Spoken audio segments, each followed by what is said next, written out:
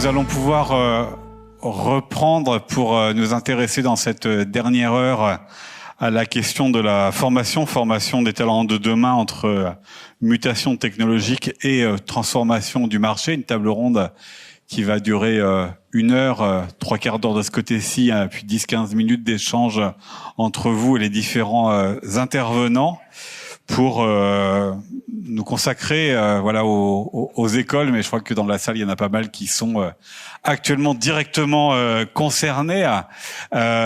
Sur scène, donc Alexandre Pagot, qui est directeur du campus de Lille Pleine Image d'Artefix, une école indépendante d'art numérique qui a été fondée en 2004.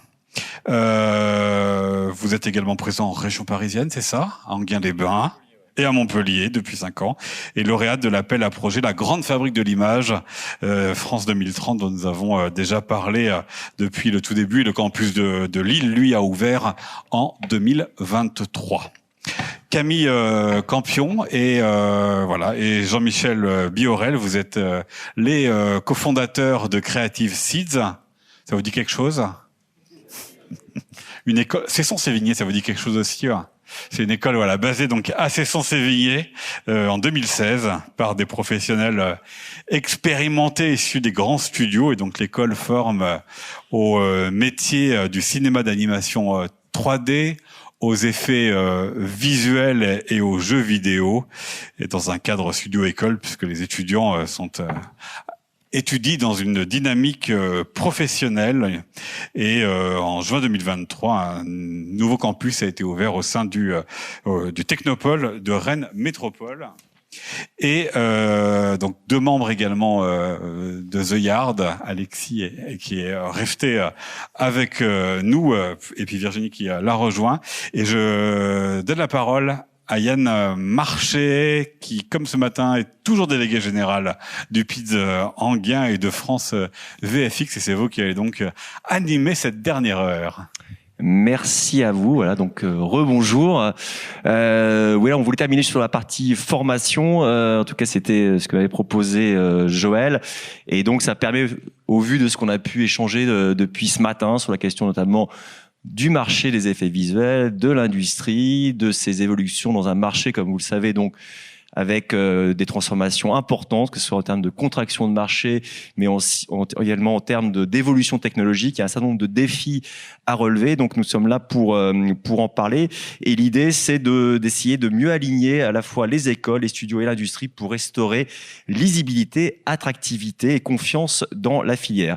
Voilà. Et donc là, on va vous proposer un regard croisé entre à la fois les studios, en l'occurrence The Yard, et des établissements de formation, des écoles, Artefix, Creative Seed, pour interroger à la fois les questionnements qu'on peut avoir sur les tensions actuelles du secteur, identifier les compétences critiques et esquisser les fondations d'une formation VFX durable. Voilà, bien de mettre le mot durable et le mot résilience, généralement ça vient toujours dans un discours. Voilà, ça c'est fait. On va essayer d'être rapide en termes d'échange, parce que effectivement on a environ 45 minutes, et après on vous laissera j'imagine que vous avez plein de questions sur ces sujets-là. Et donc je voulais revenir tout d'abord sur le contexte du marché. Comme on l'a indiqué, ça a marché à la fois, il y a beaucoup d'opportunités, notamment en France, mais on est quand même sur un marché en tension, et notamment concernant l'emploi, avec le fait que constate ces dernières années qu'il y a parfois plus de candidats que d'opportunités sur le marché global de l'industrie des effets visuels et de l'animation, et ça concerne également le jeu vidéo, et que les besoins sont également extrêmement variés. Et donc je voulais, pour démarrer, une question un peu large et transversale: comment vous vous situez dans ce contexte-là, et quelles réflexions vous amenez sur l'évolution de votre relation, à la fois pour les écoles en termes de formation, et également les studios, comment vous organisez justement vos recrutements à la lueur de ce qui se passe sur ce marché. Voilà, peut-être commençons par les studios, donc Laurence, pour démarrer. Du coup, c'est moi qui commence. Voilà. Nous, on a toujours eu une relation très particulière et très proche des écoles. Déjà parce que, en fait, certains artistes qui sont passés par chez nous, tels Jean-Michel, ont mis en place des écoles. Donc ça crée des liens forcément plus proches. On mentionnait tout à l'heure Artefix dans nos partenaires assez proches, de par cet appel à projet France 2030 et ce dossier tripartite que nous avons mis en place il y a quelques années. Moi, je trouve que c'est ce que je disais ce matin. En fait, les artistes de demain sont les étudiants d'aujourd'hui, et notre travail en tant que société, c'est de les aider à grandir. On en parlait tout à l'heure avec Alexandre à la pause. Quand les artistes arrivent dans nos studios, ils sont un peu en post-formation, et on continue de les former. Là où c'est intéressant, c'est que d'avoir ces relations de proximité avec certaines écoles, c'est qu'on peut discuter avec eux des programmes pédagogiques, d'orienter ou de donner des feedbacks sur ce qui est important pour nous en termes de studio, et quelles sont nos attentes. Et voilà, il y a ces échanges qui sont hyper intéressants. Voilà, nous à notre niveau, on essaye en tant que studio d'être proche des écoles, d'envoyer nos recruteurs sur les moments d'échange avec les étudiants, pouvoir les écouter. Avec certaines écoles, on participe à des présentations du studio à mi-parcours de l'année, mais aussi ça permet aux étudiants de nous montrer leurs travaux, et nous de leur faire des retours beaucoup plus comme si on était des clients, ou comme si un superviseur parlait avec son équipe. Et je pense que ça, c'est important pour les aider à avancer sur leurs projets personnels. Et ce qu'on aime faire aussi quand on vient présenter la société, c'est pas juste présenter quels sont nos travaux, ce que l'on fait et ce que l'on attend des étudiants, mais aussi faire une présentation un petit peu plus business. Et je sais que ça a souvent plu, de présenter la société, la construction de la société, comment on fonctionne, quelles sont les stratégies, et donner un peu cette fibre, alors c'est un grand mot, mais un début de fibre entrepreneuriale à des étudiants qui pourraient avoir envie de devenir nos prochains concurrents. Et dans ce contexte, alors on a connu une époque où côté école, certains talents étaient bookés même à la fin de leurs études, de leurs diplômes, et qu'il y avait voilà, on se battait pour arracher des nouveaux talents, des nouveaux artistes. Et puis il y a eu cette contraction du secteur, avec plus de difficultés pour caser notamment des juniors. Et donc quand c'est quelque chose d'assez récent finalement, et comment justement au sein d'Artefix ou de Creative Seeds, on s'organise voilà, pour faire face à ce problème. Je démarre rapidement. Nous, même avant cette contraction, en fait, on a, dès le début de Creative Seeds, mis en place l'école un peu en réponse à ce qu'on avait observé dans le marché, nous, en tant que professionnels. Donc, du coup, on parlait de la spécialisation qui était nécessaire pour répondre aux besoins de l'industrie. Donc, on avait monté l'école comme un studio-école. Et donc, justement, comme on savait que c'était déjà compétitif, même avant la compression, et c'est encore plus aujourd'hui, donc on essaie juste de faire ça de mieux en mieux. On avait monté l'école dans l'esprit de faire un studio-école et d'être de plus en plus, d'être vraiment proche des studios, d'essayer de monter ça aussi comme un studio, donc avec les studios qui venaient faire des feedbacks, mais aussi avoir tous nos mentors qui étaient un petit peu comme des superviseurs dans un studio, et donc déjà apporter une dynamique de travail en studio dès l'école, hein, et pour que les étudiants soient le plus près possible finalement en sortant de l'école, et donc pour faire des étudiants qui sont plus attractifs aussi du coup pour les studios. Voilà, donc globalement contact avec les studios, et aussi veille active. Et surtout, l'avantage d'une école dans la veille, c'est qu'on n'a pas les mêmes deadlines de rendu, et on peut prendre des risques des fois de faire des tests technologiques qui vont pas forcément aboutir à une livraison à l'heure. Finalement, ça finit en général par être livré à l'heure, mais on peut prendre ces risques-là de manière plus sereine, hein. Et du coup, ouais, voilà, sans...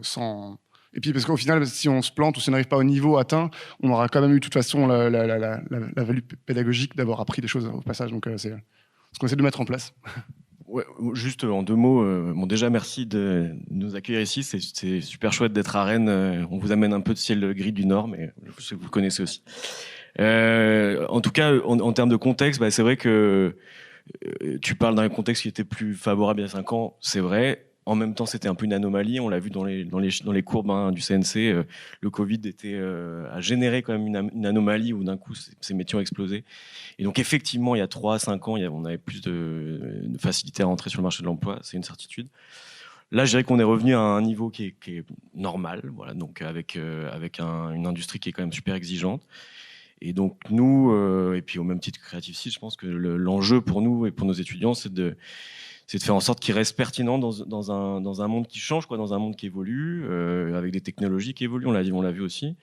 Et pour rester pertinent, le meilleur moyen, je pense, c'est de collaborer, et de collaborer avec les gens qui façonnent cette industrie, donc avec des studios comme The Yard, de collaborer aussi de manière académique avec d'autres écoles. De donner en tout cas les meilleurs outils à nos étudiants pour que quand ils sortent, ils aient un maximum de chances de trouver du boulot. Alors dans le cadre de France 2030, on en a parlé aujourd'hui, il y avait cet objectif de doubler on va dire les effectifs, on va dire global, pas seulement dans nos domaines, mais sur le cinéma. Est-ce que c'est alors sur le marché français encore une fois, est-ce que c'est un objectif qui a toujours du sens parce qu'à la fois en même temps est arrivé un grand nombre de nouvelles formations. Donc il y a aussi tout ça qui s'est un petit peu entrechoqué, je dois dire. Et comment justement, Camille, tu perçois un petit peu tout ça et comment vous évoluez chez Creative Seeds? Ce qui est intéressant un petit peu quand il y a eu cet appel à projet, ça a créé un effet euphorique qui était même assez dangereux pour certains studios. Il y en a plusieurs qui l'ont dit. Il y en a qui se sont lancés dans des investissements assez dangereux. On l'a vu, derrière la crise a provoqué, on va dire, quelques grosses difficultés. Et des studios ont dû s'arrêter, certains ont été repris. Et les chiffres qui ont été annoncés, un doublement à l'horizon 2030, ils étaient, je pense, très discutables, en tout cas dans l'analyse. Et on l'a vu aujourd'hui, la réalité a transformé un peu voilà, on a vraiment changé de direction. On est ravis aussi de voir que le CNC et chez le travail d'Orano Roland, qui avait vraiment été vigilants sur ça, ils ont orienté leur choix, je pense avec les comités d'expertise aussi qu'il y avait au niveau de la section des lauréats, orienter le choix vers des écoles qui avaient des enjeux d'intérêt généraux, qui avaient des projets porteurs et qui n'étaient pas dans une dynamique de croissance. C'est pas d'ailleurs en dehors d'Artifice, peut-être que c'est la seule qui a, avant même le contexte de France 2030, prévu d'augmenter. Les écoles indépendantes, c'est pas celles qui ont grossi. Globalement, l'explosion de l'offre. On va dire quand on a vu ces courbes de notre activité, que ce soit animation, effets spéciaux, ça a donné pas mal d'idées, d'envie et d'opportunisme pour une escalade de la création de campus un peu partout en France. Sauf que voilà, la courbe s'est inversée et aujourd'hui la crise que nous on vit en tant qu'école, la plus problématique, c'est pas une remise à zéro, on va dire à la normalité de l'activité du secteur, c'est plutôt que dans le même temps, il y a eu une explosion de l'offre de formation et donc une trop grande profusion de jeunes créatifs qui sortent d'école. Donc c'est à ça que on doit faire face aujourd'hui en tant qu'école. Alors dans l'occasion d'en parler tout à l'heure, mais avant, puisque ça c'est un grand débat et on va le faire, c'était aussi, voilà, on a une abondance de biens et de nouveaux talents, mais on a aussi des métiers qui sont sous tension. Donc on voulait aussi parler de ça parce que, alors il y a les métiers notamment de la production, on a eu l'occasion, voilà, qui sont parfois mal identifiés de la part des étudiants, où il y a peut-être parfois peu de formations qui existent encore à ce jour, et des besoins nécessaires, et notamment pour des studios qui se développent fortement à l'international, où il faut staffer et organiser les choses. Côté production, on a pu le voir ce matin sur une production comme Predator, avec des line producers, des coordinateurs de production, des productions assistants. Est-ce qu'il y a aujourd'hui des formations qui permettent justement de recruter de manière plus facile pour ce type de profil? Alors oui, il y en a une, c'est celle d'Artefix, qui aujourd'hui a mis en place effectivement une formation production, pour laquelle d'ailleurs j'ai fait partie du comité pédagogique. Mais c'est vrai que les métiers de production sont assez peu populaires, on va dire, probablement par manque de connaissances. Moi, dans mon équipe, en fait, j'ai été amenée à former effectivement beaucoup de gens, mais le problème de la production, c'est assez ingrat parce que autant un artiste produit une image, il y a une satisfaction visible, on va dire, lorsqu'on est artiste, et c'est vrai que quand on est en production, il n'y a rien de palpable dans ça, et ce qui peut rendre le métier un peu ingrat. Mais en tout cas, moi, je m'amuse à essayer de former les gens dans l'équipe et à leur donner, à leur montrer l'aspect un peu fun de la chose, même si ça vous ferait rire beaucoup de gens de dire que le tableau Excel et ShotGrid, c'est fun. Mais oui, et puis après aussi, en termes de formation au niveau de la production, qu'il y ait des gens formés à la coordination, c'est quelque chose d'envisageable. Mais effectivement, dans la façon dont nous, on s'est structuré chez The Yard, qui sont plus basés sur des modèles de boîtes anglo-saxonnes, mais qui va au final avec le volume qu'on a à sortir. il y a un gap qu'il existe, c'est-à-dire que c'est facile pour moi d'avoir des coordinateurs, puisqu'en fait, notamment dans la formation que fait Artefix, il y a aussi un apprentissage assez basique de tous les pipeline steps en fait qu'on a à fabriquer, ce qui est indispensable en production, c'est-à-dire qu'il faut quand même comprendre comment on fabrique quelque chose. Et en fait, on apprend un peu sur le tas, quoi, parce que chaque show est unique. Et en fait, les compétences que l'équipe de prod vont développer sur Badlands, ça va pas être la même chose que ce qu'on va faire sur un Rings of Power. Par exemple, c'est vraiment deux choses différentes. Ce qu'est faire du planning sur de l'animation, par exemple, c'est vraiment des petits skills en fait qu'on vient de donner au fur et à mesure, et c'est au gré des projets qu'on fait monter en compétence l'équipe. Mais le gap qu'il existe entre un coordinateur qui suit au jour le jour des tâches prévues dans un planning et celui qui doit faire un planning de 1800 tasks dans un délai imparti, il y a un énorme gap. Et malheureusement, ça ne vient qu'avec l'expérience et les projets qui nous nourrissent au fur et à mesure des années qui passent.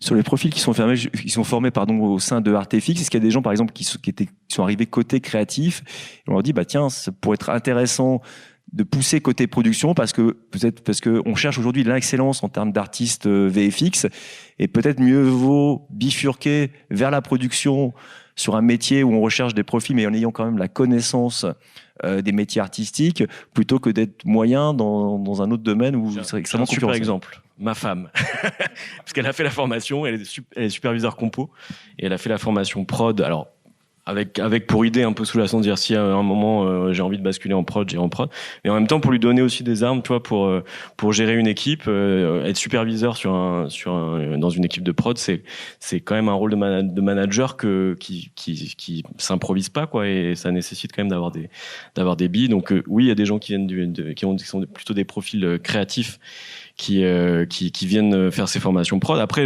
sur notre formation initiale, en 5 ans, donc il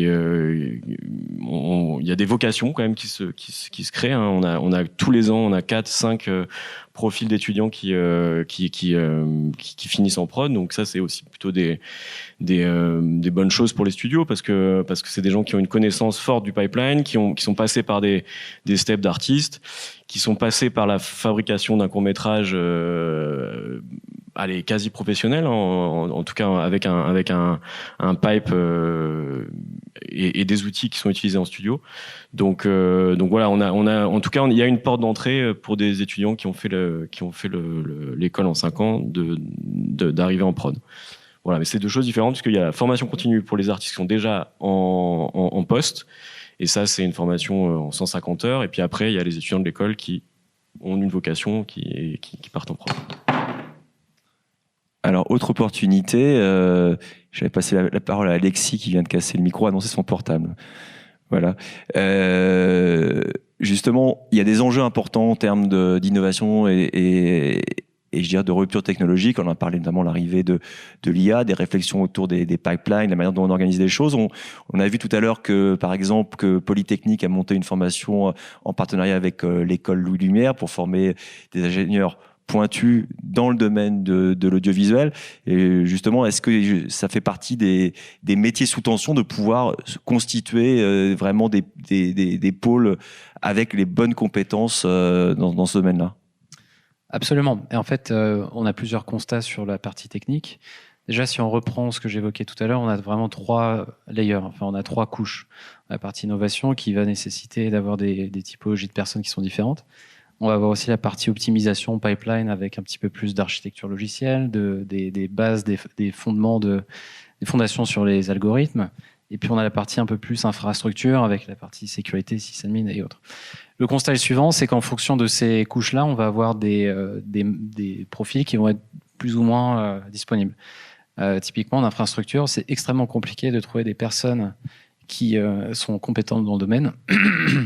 On a mis quasiment 3 ans à trouver quelqu'un à ce niveau-là. Je vais répondre à la question, mais déjà c'est le constat, et puis ensuite je vais dérouler sur la question.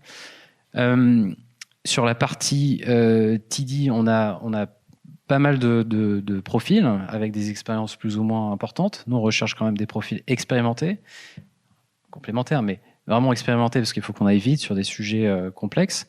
Et les techniciens techniques, on en a énormément. On en a vraiment beaucoup, beaucoup. Donc ça va dépendre aussi du secteur dans la tech qu'on recherche. Et typiquement, ça c'est un constat personnel, mais je m'aperçois que les profils qui ont à chaque fois des ambivalences et des complémentarités, que ce soit sur la maîtrise des technos artistiques, la maîtrise des automations, d'algorithmes, des profils un petit peu hybrides. Je pense, Bertrand, tu es un bon profil hybride. On a aussi des profils en tech où on a des gens qui connaissent les contraintes. Ça change tout. Et donc, ce type de formation qui vient allier on va dire les contraintes, je vais le casser, les contraintes regroupées, recoupées de ces deux axes-là, de ces deux dimensions, c'est extrêmement important. Et donc, c'est bien qu'il y ait des formations qui soient propulsées dans cet axe, parce qu'il n'y en a pas beaucoup. Moi, je viens de l'IMAC, qui était à l'époque la seule formation qui alliait art et sciences en ingénieur. Et là, on voit qu'il y en a plusieurs. Et la partie avec Polytech en fait partie, donc ça, c'est super. Mais c'est en étant dedans, dans les tranchées, c'est bien, ça amène des bases, mais il faut être dedans. Et quoi qu'il arrive, c'est des personnes qui vont être passionnées et qui vont s'intéresser. Et c'est ce qui va faire la différence avec deux profils. C'est d'être à la fois sur les deux tableaux. Et c'est ça aussi qu'on recherche. Alors ça, c'est des profils extrêmement rares. Mais de toute façon, c'est une équipe qui est complémentaire et chacun a ses spécialités et la complémentarité fait la force. Mais voilà. Et ces profils ingénieurs par rapport parce qu'ils peuvent aller sur d'autres secteurs d'activité ou sont parfois bien mieux payés peut-être que dans le domaine audiovisuel. Est-ce qu'on arrive justement à les recruter au-delà évidemment de la passion qu'ils peuvent avoir pour le secteur et les images? Alors c'est un extrêmement bon point et en fait il y a 2 points là-dessus. Le premier, c'est que déjà le secteur, il n'est pas forcément extrêmement connu de ces personnes-là, parce que nativement, elles vont vers des secteurs qui sont avec un plus haut taux de rémunération, la finance, le data management, ce genre de choses, ou dans les gros groupes type GAFAM. Mais toutes ces personnes qui vont un peu dans l'audiovisuel, c'est surtout des passionnés. Donc on retrouve à chaque fois les mêmes types de profils, que ce soit en artistique, que ce soit en technique. C'est des gens qui sont passionnés. Et en fait, malheureusement, ou heureusement, je ne sais pas, ça se compte sur les doigts d'une main. Donc c'est plus difficile à trouver, mais naturellement, c'est un peu le déterminisme social. Donc c'est des gens qui... donc pour répondre, oui, il y a je pense qu'il y a un manque de visibilité sur cette thématique parce qu'une méconnaissance, et ce qui rend les profils plus rares aussi. Alors, côté des formations, j'allais dire plus traditionnelles, en gros, qui forment au métier de l'image, est-ce que parce qu'il y avait aussi une volonté côté Artefix ou Creative Seeds de renforcer ces aspects-là, d'essayer de former plus des gens qui seraient un peu, peut-être des profils un peu hybrides, comme Bertrand, par exemple, qui pourraient répondre aux besoins des sociétés tout en ayant une connaissance et une appétence pour les métiers de l'image. Bertrand est un ovni en même temps. C'est super délicat. Moi, en 2 mots, et puis après, je vais savoir, mais c'est super délicat parce que c'est des profils qui se révèlent. Nous, on en a quelques-uns, tu vois, qui rentrent dans l'école et qui, je sais pas, aiment bien coder, par exemple. Et tu vois, mais nous, les profils qui rentrent dans nos écoles, ils ont 17, 18 ans, tu vois. Donc, c'est généralement, ça prend quand même un certain cheminement intellectuel, tu vois, pour arriver à te dire ok, en fait j'aime bien la technique mais j'aime bien aussi l'image et je vais essayer de faire quelque chose avec ces deux choses là et nous on avait essayé de faire une formation, tu vois, à Montpellier en TD, donc qui était typiquement dans cet esprit un peu hybride entre des gens qui ont des profils très techniques, qui font du dev, etc., et qui en même temps sont associés à de l'image, et on a du mal à trouver des profils en formation initiale. Donc parfois ça arrive par d'autres biais, soit qui ont démarré d'autres formations qui rejoignent l'école au bout de 2 ans, 3 ans, soit il y a des gens qui se révèlent effectivement au bout de 2 ans, 3 ans d'école, ils se disent ah ouais, en fait le côté tech me plaît, donc je vais essayer de faire des outils par exemple pour aider mes camarades à bosser leurs images, quoi. Mais c'est dur de trouver le bon alignement, quoi. Mais avant de donner la parole à Jean-Michel sur la partie Creative Seeds, je pense qu'il faut revoir un peu la manière de présenter nos métiers. C'est vrai qu'aujourd'hui, on attend d'avoir des profils tech qui se révèlent au sein d'écoles artistiques, mais je pense qu'il faut créer des passerelles. Créer des passerelles entre des écoles artistiques et des écoles d'ingénieurs sur des parties développement. Ça peut être à la sortie de certains BTS, proposer de faire une passerelle vers la partie artistique, justement pour susciter des vocations et susciter des passions, parce que des fois elles viennent pas comme ça. De la même manière que pour la partie production, là où c'est vrai que c'est compliqué, de créer des passerelles avec des écoles de management ou autres, et en fait de finalement apporter la partie métier audiovisuel et peut-être VFX ou animation en forme de complément de formation sur une formation initiale où il y a déjà une appétence pour à la fois le management ou le développement. Et moi, je crois que ça peut être un bon levier pour justement débloquer ces deux axes de formation. C'est une petite idée. Ouais, bah, moi je suis assez d'accord avec Alexandre. C'est souvent chez nous des vocations qui se révèlent au fur et à mesure, hein, comme on n'a pas forcément une formation TD. Donc je disais peut-être que intégrer un peu plus de cours de découverte de Python, de choses comme ça, pour justement peut-être titiller un peu plus les vocations qui seraient peut-être un peu dormantes, mais pas loin, parce que voilà, on fait pas des formations à partir de zéro pour du TD, mais peut-être juste susciter plus de vocations, au même titre qu'on fait tester les VFX à tout le monde, fait tester l'animation à tout le monde, pour justement voir qu'est-ce qui prend parmi les différents profils des étudiants.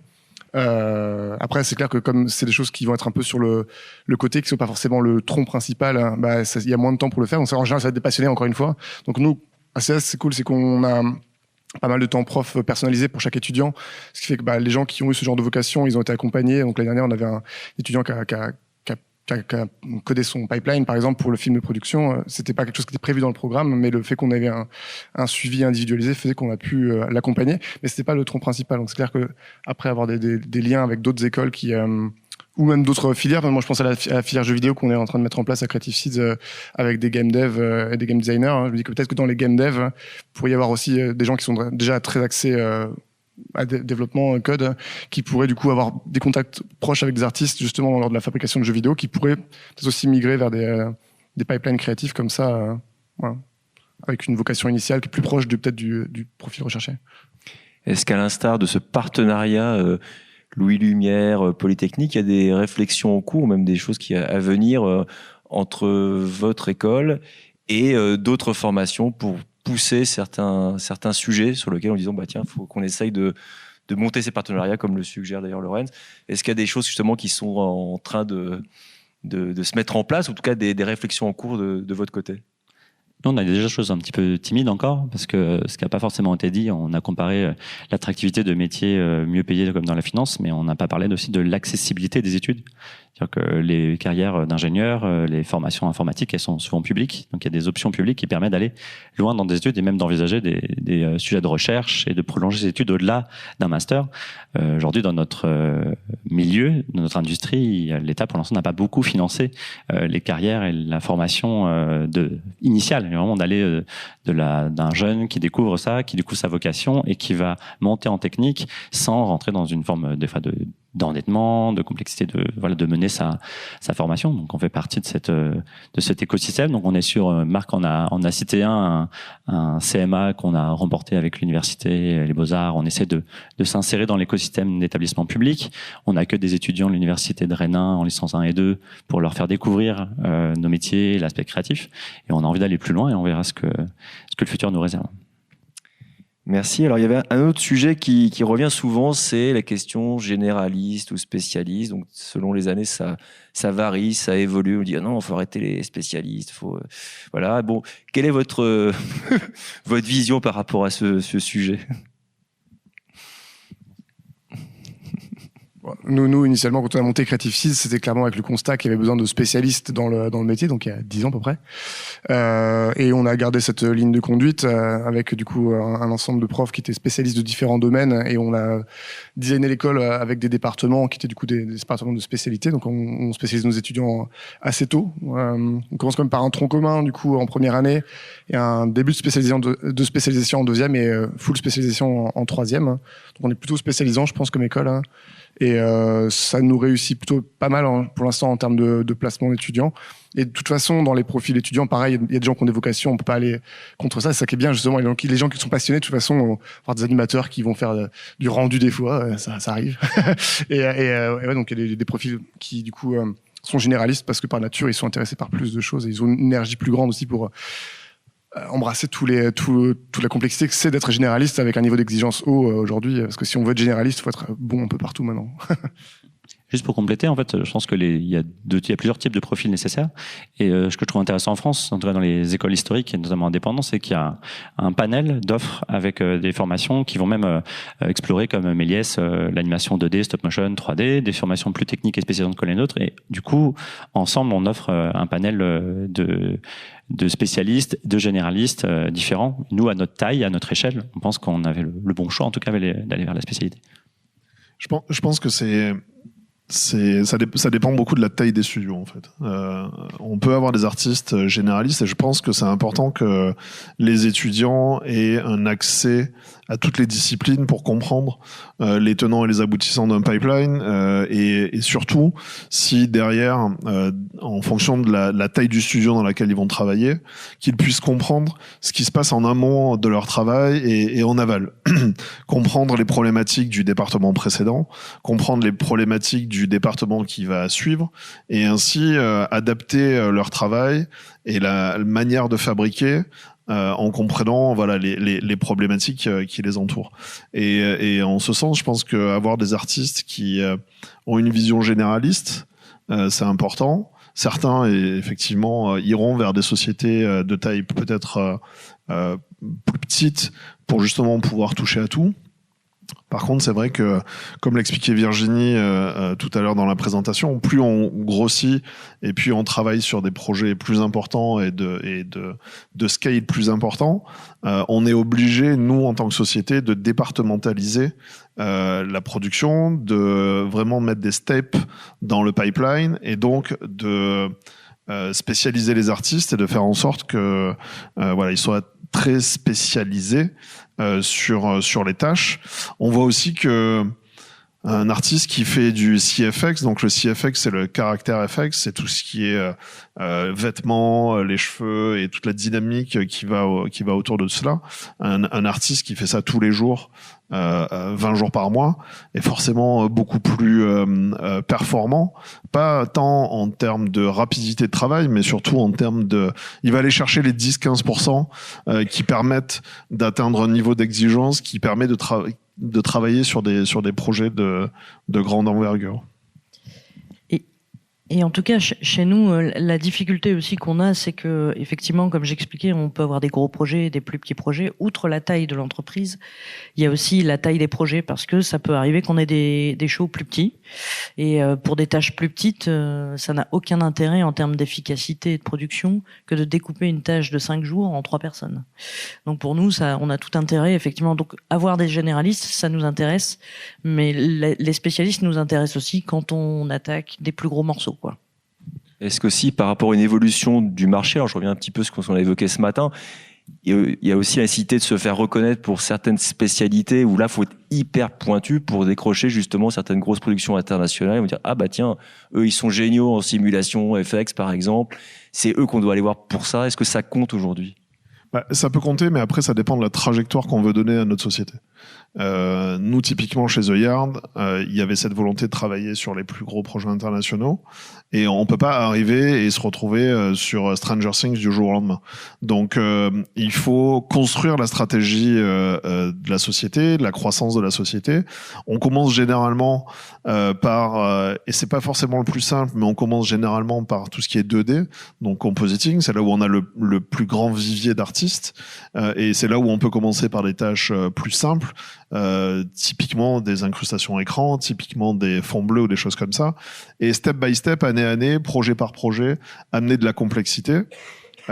Et donc, au fur et à mesure, faire grandir le studio et développer des techniques et des besoins plus complexes, dont des départements, et amener cette complexité.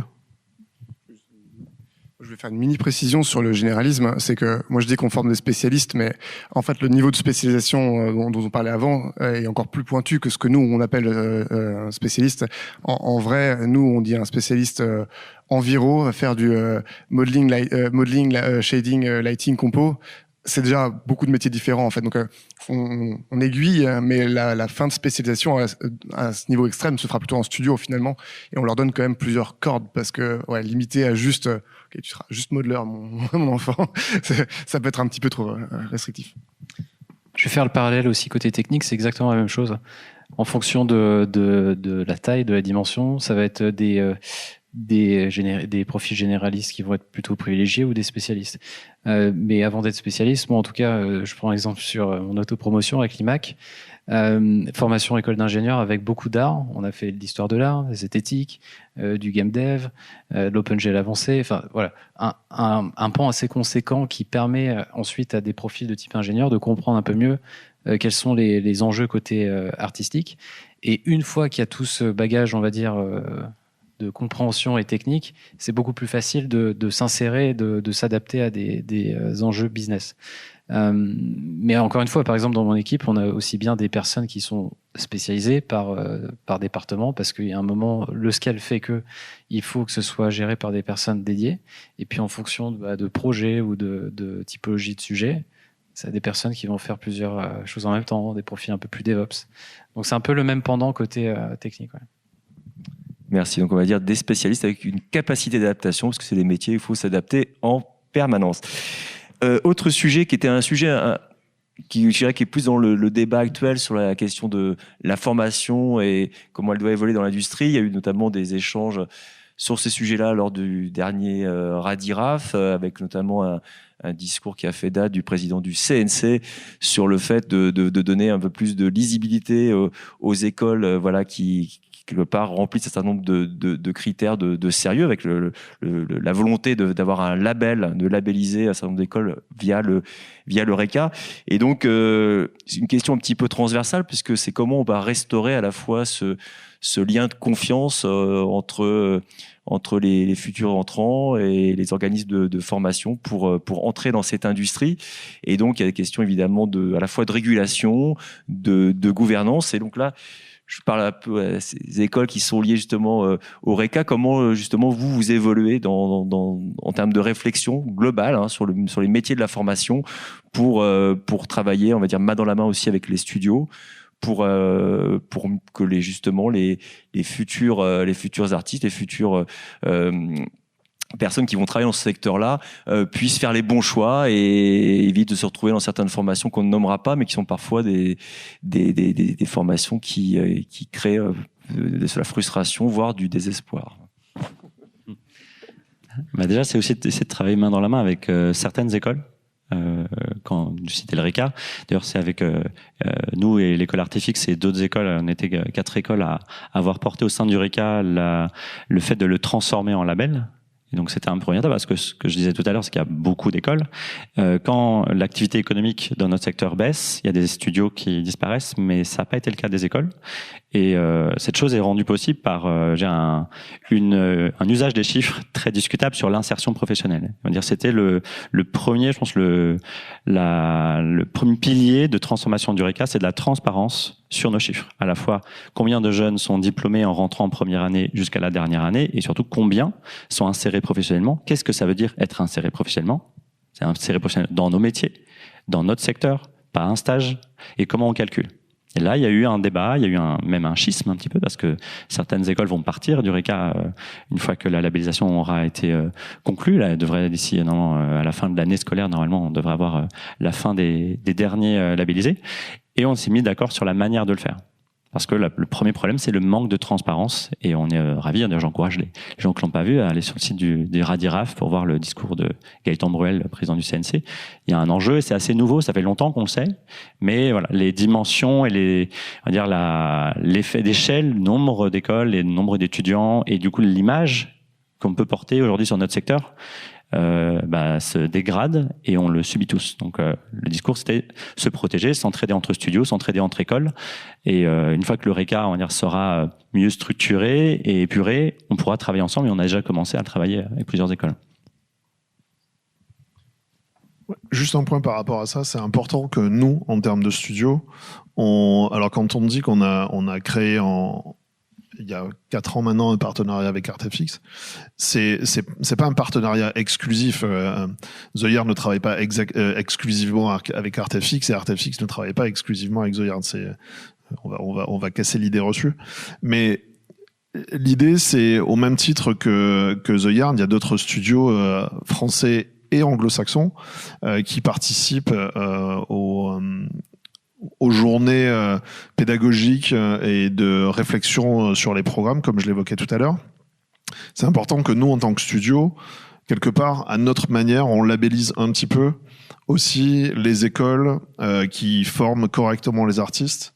Et parce que oui, on le rappelait, alors il y a des boîtes à formation qui sont plutôt orientées, alors vous allez pas le dire mais moi je vais le dire, il y a des boîtes qui sont plutôt orientées pour faire de l'argent sur les étudiants plutôt que de bien former les étudiants. Et c'est vrai qu'on le voit, il y a parfois des étudiants qui passent 1 an, 2 ans dans une formation et puis qui en ressortent et qui tentent de réintégrer dans d'autres écoles plus nobles, avec des formations beaucoup plus correctes.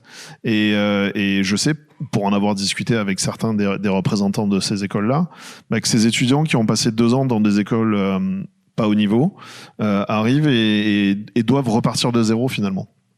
Et ça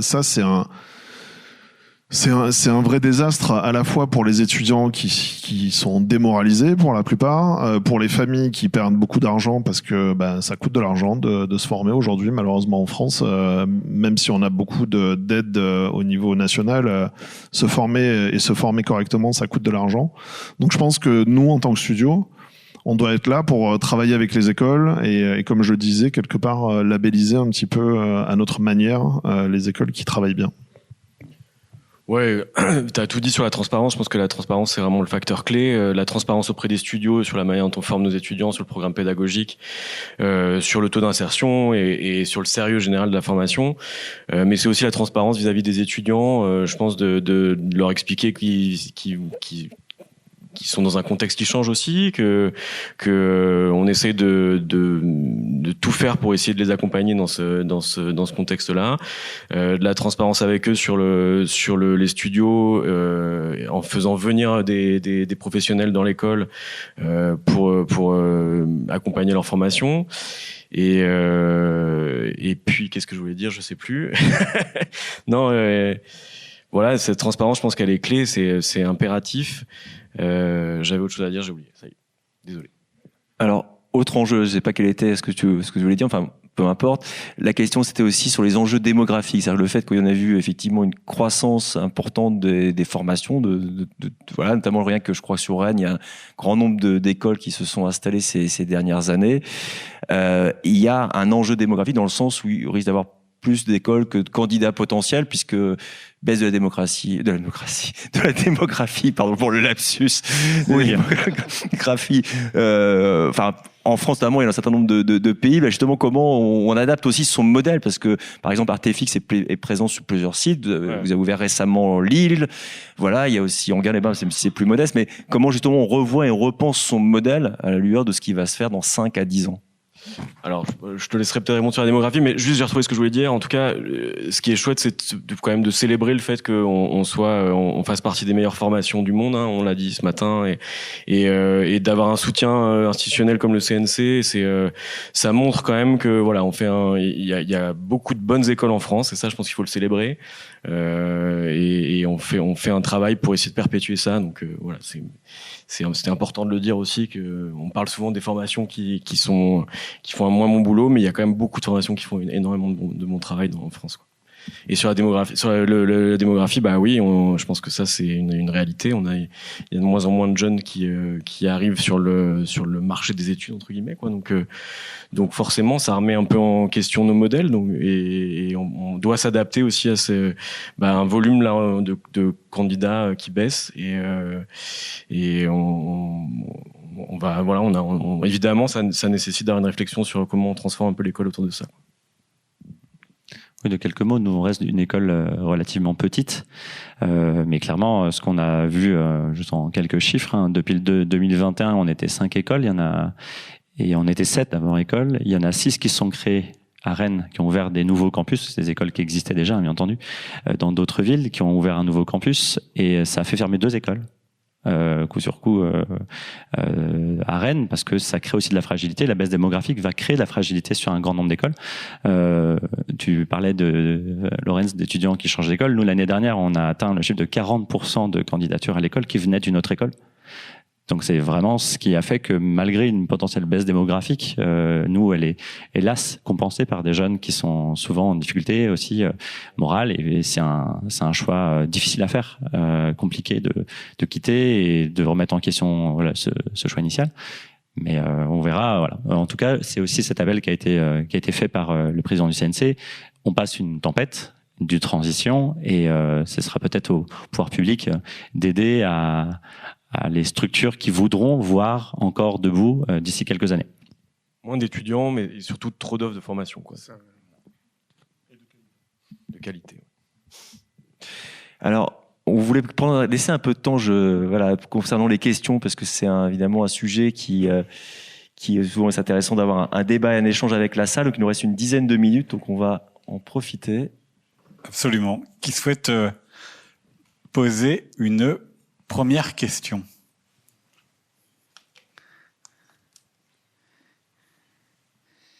Personne. Voilà. Je pensais qu'on allait avoir plein de questions. C'est la première fois de la journée. Personne n'ose. Quels sont peut-être les métiers, les spécialités encore qui seraient à creuser, où les écoles seraient peut-être encore par rapport aux besoins dans les studios? En tous les cas, qu'est-ce que vous attendriez des écoles pour vous aider davantage? C'est vrai qu'on en parlait avec Alexandre tout à l'heure. Beaucoup d'artistes, de jeunes talents s'orientent vers tous les secteurs, tous les départements qui sont un peu plus, j'allais dire, visuels. On parle beaucoup de modeling, on parle beaucoup de FX, on parle beaucoup de tout ce qui est la création de personnages et autres. Mais on a quand même beaucoup de métiers où je pense aux rigging artists. Donc les rigging artists, c'est ceux qui fabriquent les squelettes pour animer les personnages. Ça paraît pas très sexy au départ. C'est un peu comme la production et les tableaux Excel. Mais il y a un vrai manque, en fait. Et aujourd'hui, les artistes qui arrivent à être performants, parce que ce sont des artistes, hein, ce sont pas juste des techniciens. Les artistes qui arrivent à être performants dans cette discipline-là ont un vrai plus pour entrer sur le métier, sur le marché de l'emploi. On parle aussi j'en parlais tout à l'heure, des CFX. C'est fabuleux de créer, de fabriquer des personnages, mais tout le monde a envie d'en faire, et donc du coup la compétition est beaucoup plus importante. On parlait tout à l'heure des métiers de production. On parle aussi des métiers autour de tout ce qui est développement, code, ingénierie. Il y a plein de métiers qui permettent de rentrer dans ce business, et parfois même d'évoluer. Il y a beaucoup d'artistes qui commencent à une certaine discipline et qui, au fur et à mesure de leur carrière, parce qu'ils apprennent au jour le jour au contact d'autres artistes, vont vers un autre secteur d'activité. On pourrait parler de Bertrand. Non mais alors Virginie, puis ça rejoint aussi la question qui était posée dans le temps d'échange tout à l'heure, c'est est-ce que la question aussi pour les écoles, est-ce que vous assurez aussi une partie formation tout au long de la vie? Mais Virginie, d'abord, vous vouliez répondre. Juste en complément de ce que disait Lorenz, il y a aussi les layout artistes qu'on a du mal à trouver. parce qu'en fait dans l'industrie des VFX, le layout en lui-même, il est bien particulier parce qu'on n'est pas tout le temps amené à faire des full CG shots. Et là où on manque cruellement effectivement de ressources, c'est quand on a effectivement des séquences, notamment par exemple sur Badlands, on avait également toute cette séquence de bataille entre les deux frères, où là il y a clairement une dynamique à créer avec des mouvements de caméra, etc. Et là, effectivement, c'est un domaine qui est plus difficile à trouver. Autant dans l'animation, ça se trouve parce que c'est très cadré, l'animation a besoin de layout artiste. Chez nous, c'est quelque chose qui se fait plus rare, on en a besoin occasionnellement, et c'est très difficile d'attraper ce genre de profil chez nous. Les formations tout au long de la vie, ouais. Bah, moi, je dirais le compositing quand même parce que ça reste un peu les compétences clés. Alors, bon, nous, on est une école qui forme au cinéma d'animation, mais aussi beaucoup aux effets visuels. Hein. C'est vrai que c'est pour ça qu'on est connu. Donc, effets visuels, c'est image live avec de l'incrustation 3D. Donc, c'est des images qu'on a vues ce matin. Et le métier clé quand même de finalisation de ces images, c'est le métier de compositeur, compeur. Et donc, c'est vrai que ça reste quand même un des métiers qui parfois a du mal à trouver sa vocation dans l'école parce que je pense que les étudiants, comme disait Laurence, ils ont tendance à aller plutôt sur les métiers artistiques, donc modeleur, texture, etc. Alors que le compo, c'est quand même un métier clé de nos métiers d'image, hein, parce que c'est le métier vraiment d'assemblage numérique entre des décors, des personnages ou des images live. Et c'est vraiment là qu'on finalise l'image que vous allez voir au cinéma. Et donc voilà, ces métiers-là, ils restent quand même, moi je trouve, assez prisés quand on sort de l'école. Les profils qui sont bons en compo, généralement, trouvent du boulot assez vite. Et justement, pour revenir sur les formations, il y a souvent une vraie attraction de la part des étudiants qui veulent aller vers la formation d'animation, parce que pour eux, c'est peut-être plus concret, et ils découvrent peut-être plus tardivement les métiers des effets visuels. Comment on arrive justement à mieux promouvoir ces métiers pour attirer justement plus de profils côté VFX plus que côté animation? Parce que on a souvent ce retour-là de certaines écoles qui nous disent les étudiants sont très attirés par les métiers de l'animation parce qu'ils voient un peu, ils veulent devenir animateurs, etc. Mais ils perçoivent moins ce qu'ils peuvent faire côté VFX. Est-ce que vous avez toujours ça au sein des écoles? Nous, comme on n'a pas forcément tout ce qui est plateau de tournage, parce que pour faire des VFX, il faut avoir des plates, il faut avoir du coup tout un écosystème de tournage, acteurs, et donc du coup pour faire du compositing quand on n'a pas de vrais besoins, c'est pas facile de commencer par ça. Donc du coup commencer par de l'animation, commencer par de l'enviro, c'est plus facile de faire une prod qui est un petit peu autosuffisante. D'ailleurs, même chez Artifix, il y a un gros travail de fait justement sur tout ce qui est tournage, tout ça. Et des fois, les imprévus du tournage font que c'est plus difficile de faire une production qualitative finalement, même si le truc est super maîtrisé en termes de VFX. Il peut y avoir une condition météorologique qui va faire que, ou un acteur qui va faire que, et ça va être plus difficile. Donc, du coup, nous, on n'a pas trop ça, nous, Creative Seeds, globalement. Donc, je vais juste regarder avant de vous répondre s'il y a quand même une question qui vient de ce côté-ci de la salle, voilà, parce que comme je vois le temps tourner, je suis désolé de vous interrompre, mais vous pourrez répondre en même temps pendant ce temps-là. Je pense que c'est aussi en fonction de comment on fait rêver les gens. C'est-à-dire que pendant pas mal de temps, on a quand même eu des très grands studios type Illum qui ont sorti des projets tels les Mignons et autres. Et plus on a de projets excitants entre guillemets qui font un peu rêver, et plus ça attire vers un côté, que ce soit l'animation ou les VFX. Je pense qu'aujourd'hui on commence à avoir de plus en plus de beaux projets en France et des beaux projets qui viennent de l'international, et que au travers de journées comme aujourd'hui, au travers du festival que tu as organisé, que tu as créé, le PIDS, qui met en avant les VFX, je pense que ça permet aussi de montrer que oui, en France on peut faire de très beaux projets VFX et pas simplement des productions plus moyennes. Je pense que du côté de l'animation, il y a eu de très beaux succès, donc ça attire un petit peu plus. Alors il y avait une question ici, puis ensuite je crois qu'il y avait une main qui s'était levée plus loin dans la salle. Oui, ma question c'était sur, on parle beaucoup de projets internationaux, donc la langue internationale c'est l'anglais. Quid de l'anglais technique dans les formations, et est-ce que c'est un besoin des studios? En 30 secondes. Parce qu'il y a deux autres mains qui sont levées. Je vous laisse répondre, mais pour nous, on n'a pas lié à ça chez The Yard, par exemple. C'est qu'on a engagé une prof d'anglais au sein du studio. Et je dois dire que ça fait maintenant un peu plus d'1 an.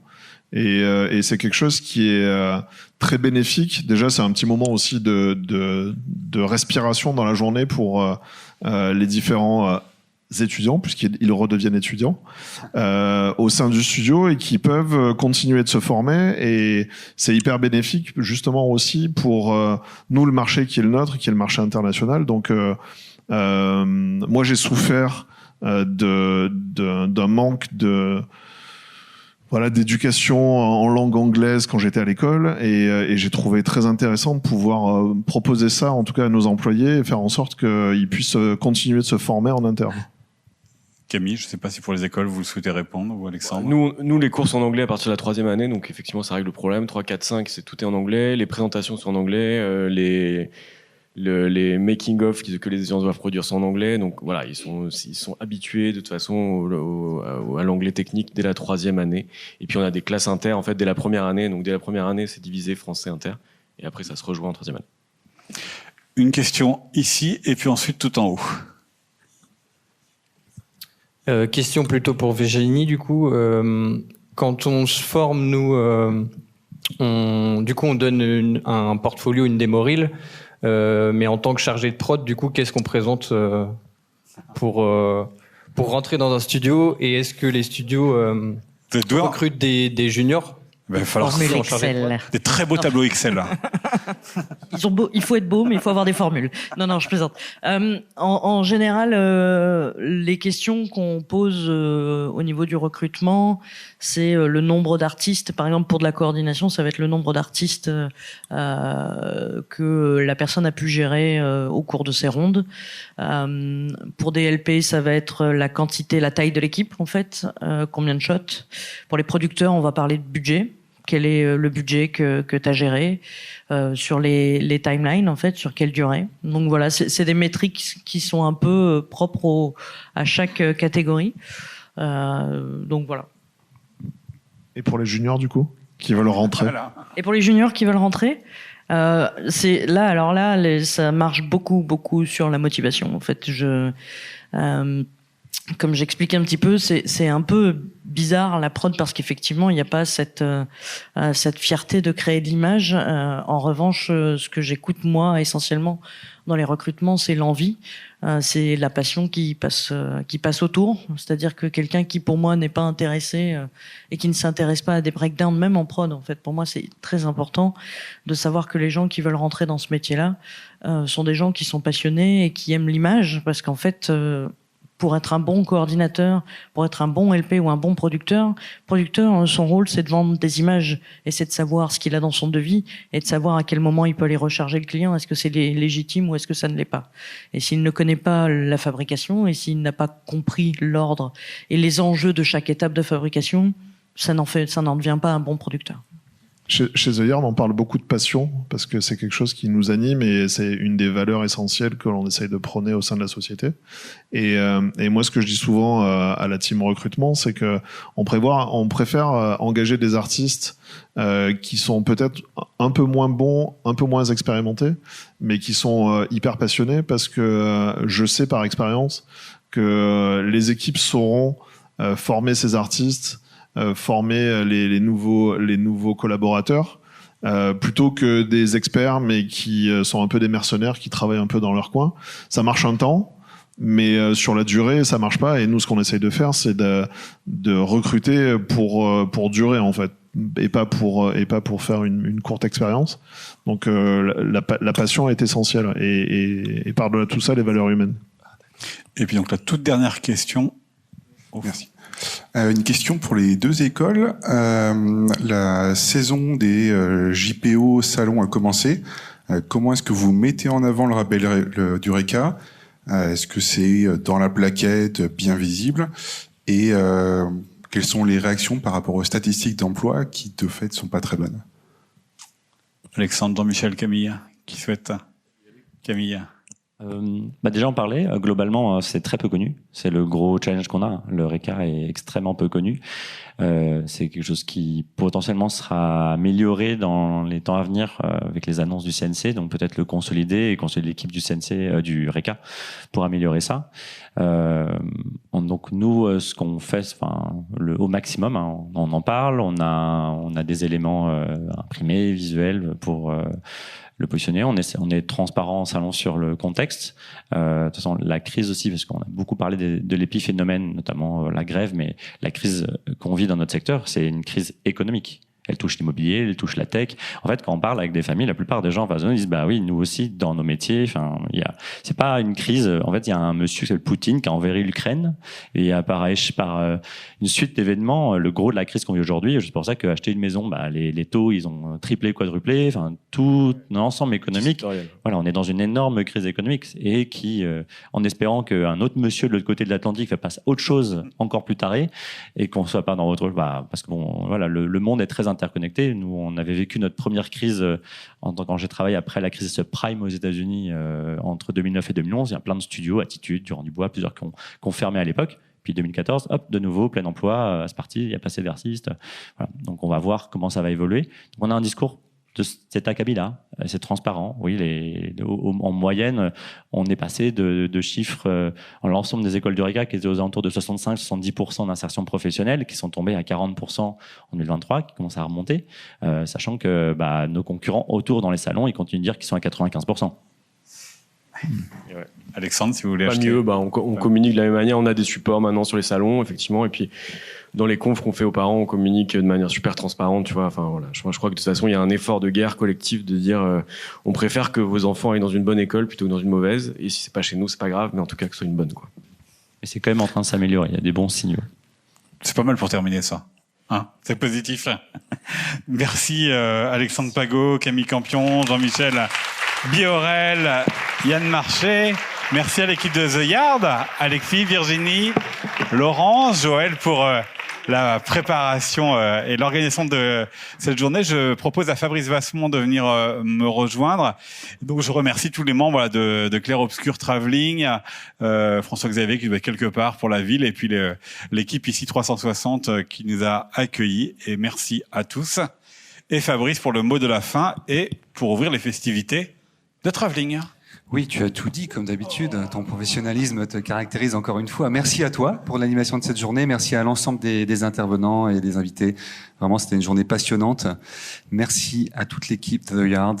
Merci Joël, merci Maria, merci à toutes et tous.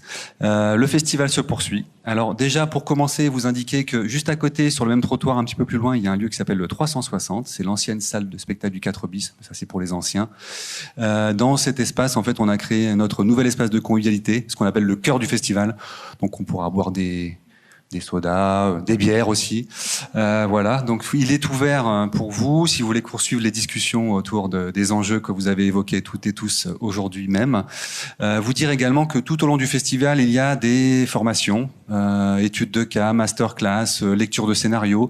Dans cette salle ici même, vendredi 13, il y aura une lecture de scénario concoctée par des auteurs du territoire avec Film en Bretagne et des musiciens. Ce sera une lecture de scénario musicalisée. Et on aura 2 rencontres sur lesquelles j'insiste en fin de festival. Le lundi 16 février, on aura une rencontre autour d'une jeune réalisatrice qui s'appelle Irina Tsilik, puisque au-delà du portrait de Los Angeles, nous faisons un focus sur le cinéma ukrainien.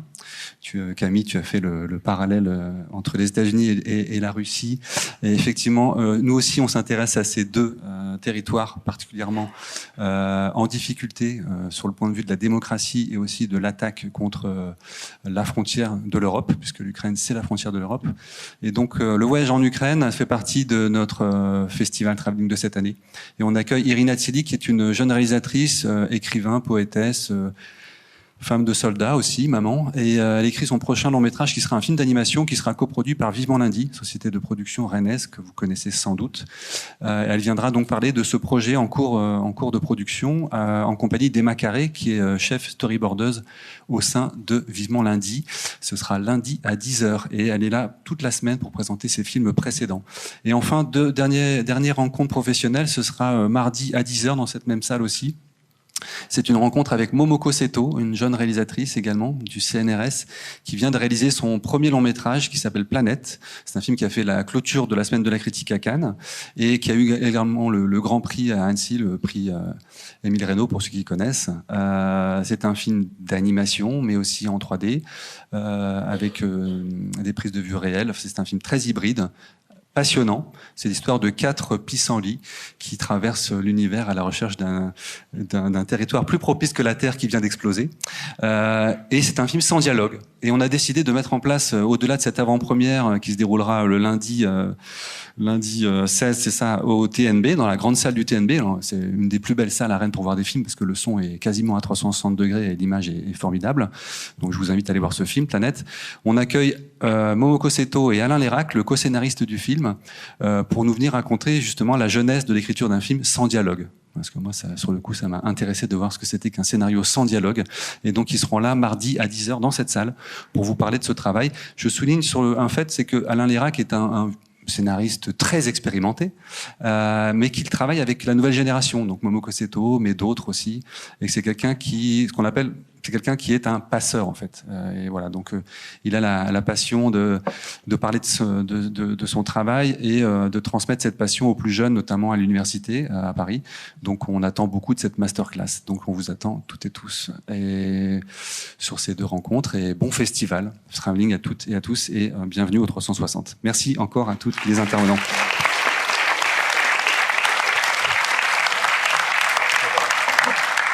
Et juste un dernier mot avant de terminer. Moi, j'aimerais remercier le festival Travelling et Clair Obscur et la métropole de Rennes pour cette invitation et pour cette journée.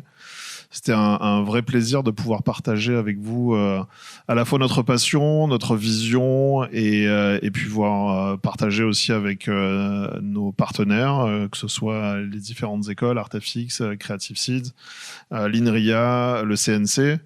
Merci à Yann Marchais de nous avoir accompagnés. Et moi, surtout, j'aimerais vraiment remercier les équipes de The Yard qui ont organisé la journée. Parce que c'est un vrai boulot d'organiser une journée comme celle-ci. Donc merci à Joël, Marie, Bertrand, le fameux, Virginie et Alexis, et merci aussi aux autres membres de l'équipe qui sont restés à Paris et à Montpellier. Merci à tous pour cette journée, pour votre accueil, et à bientôt.